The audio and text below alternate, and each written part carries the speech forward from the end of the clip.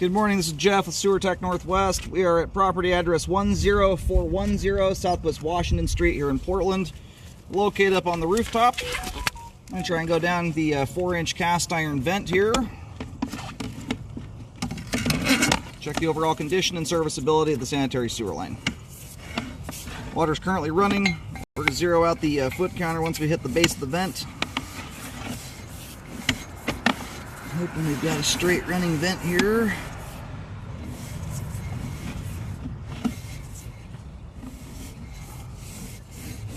This particular style of house, this kind of split level, tri-level home, often has vents with a bunch of turns in them. So far, we're looking good here. Just hinders your ability to get out. All right, cool. We're under the floor now, just zeroed out, off we go here.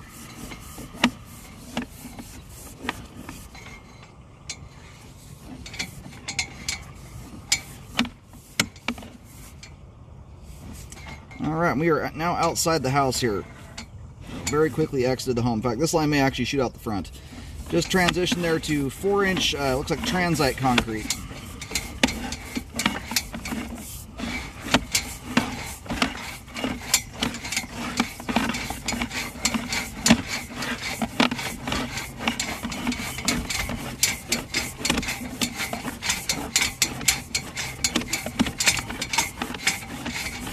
So if you're unfamiliar with transite, not a lot of folks know what it is unless you're familiar with sewer lines, but rather than having aggregate rock in the mix like standard aggregate concrete has, your driveway for instance is often aggregate concrete, transite has asbestos fibers in it. It's also called asbestos concrete.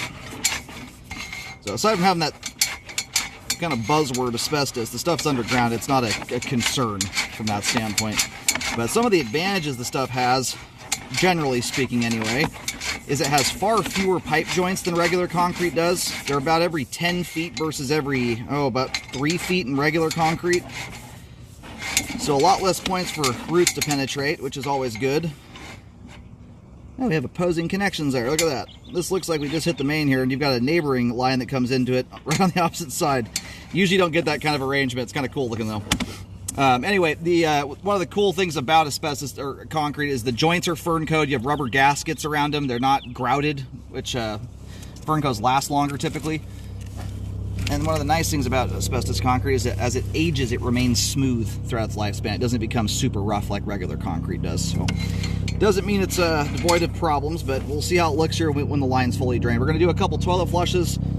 There is some debris in the line. We may have a belly here at the end of the line. I'm not quite sure yet. There was enough debris in the line that could be what's causing the water to stand there.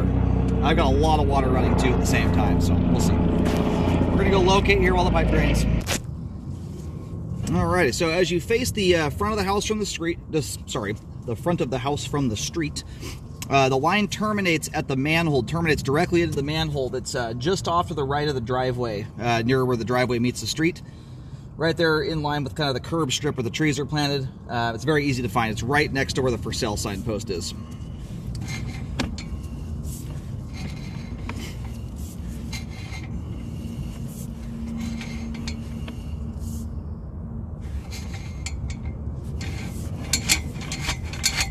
It does look like we've got standing water here. I'm going to try and do some locating here. It was kind of hard to locate with the camera in the manhole there. Alright, so I try to do some locating here. I'm looking down to the manhole cover with my flashlight. It is way down there. I'm having a hard time getting good depths. I'm eyeballing it in kind of an awkward fashion there through a manhole with a little flashlight poking through the vent hole. But, I mean, my depths there were jumping around a lot. And likely due to the depth, possibly depth and interference, the combination of the two. But you're probably minimum 10 feet deep there. Probably more like 12 plus. So, it's a deep one. So that joint right there appears to be allowing some level of dirt through it on the, you can see it on both the left side and it looks like there's some on the right side. And I've got a little bit of a light glare up here right now. So I may do some reviewing of this at home, but that does appear to be some dirt there. From a flow and functionality standpoint, or just pure flow standpoint, not doing a whole lot there to affect functionality. There's actually a little bit of a grainy texture to that water there, that almost, at this point in time, it's not a uncommon thing for the joints to be at a point where they're wearing out and becoming exposed to the ground.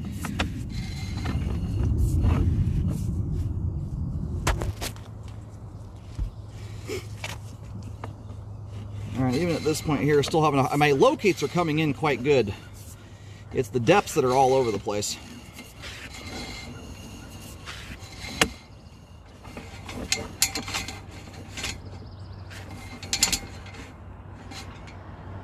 And so the first part, and like much all concrete materials, usually the joints are the first thing that start to wear out.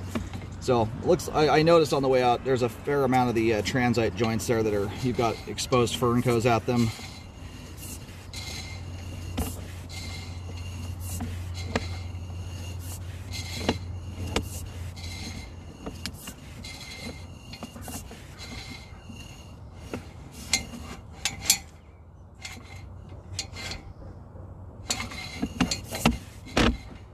Similar thing here. In fact, that fern coat's got a split going down it. And it looks like a little bit of dirt is starting to migrate through. My camera right now is kind of upside down. Top right-hand corner of the screen there does appear to be some dirt starting to migrate through. And it's not grout. These aren't grouted joints. Sometimes you can get confused between grout and dirt, but that's something for aggregate concrete.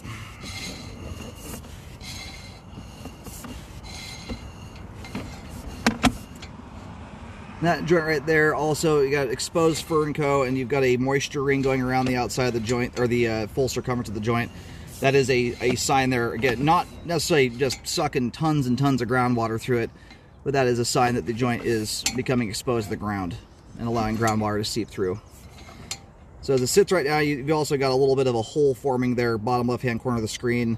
Again, doesn't necessarily mean it's perforated all the way through yet, but the joints are in the stage of wearing out, becoming exposed to the ground. The biggest concern with that, especially when you're dealing with a line that is at this depth, with the advent of epoxy liners, for instance, trenchless repair systems, it really behooves you these days to get ahead of these things and not wait for them to wear out completely, because you can often accomplish a full update on something like this at a much better price point than if you were to dig. So because the joints where they are right now, you've got exposure to the ground at most of them. Again, not as it sits right now, no settling has taken place. That's the major concern with joints like this, is as over time, as they worsen, they can start causing hydro erosion by sucking the dirt through the joint from around the pipe, and it can erode the support out from underneath the sewer line and cause progressive settling. So as it sits right now, unless it was for some reason cheaper to dig, in my opinion, the liner is what would make sense here, as flow is still good through the concrete pipe. It's the joints I'm concerned about, what that's going to progressively lead to over time. So what I'd recommend here, again, unless it is more cost effective for some reason to dig, would be to do an epoxy liner and line from here at about, I'm pushed just past the joint, it's right around 7 feet up to the end of responsibility, which in this case is likely all the way up to the main lateral there. So if repairs are not done, I would be re-scoping this thing about every 1 to 2 years to monitor the condition of the line, just mostly so you don't lose the opportunity to do something like an epoxy liner and get stuck digging at some point down the road. Alright, I'm still having a little bit of a time with depths here, but we're just to the right of the front door right now. I had to push past the joint there to get a proper locate. I tried to adjust for that. That locate might be off by 6 inches. I'm getting around 6.5 feet deep there, but this is one that I would definitely be relocating before doing any digging, should it be necessary. Just had a hard time getting depths here. There does appear to be a clean out right here too.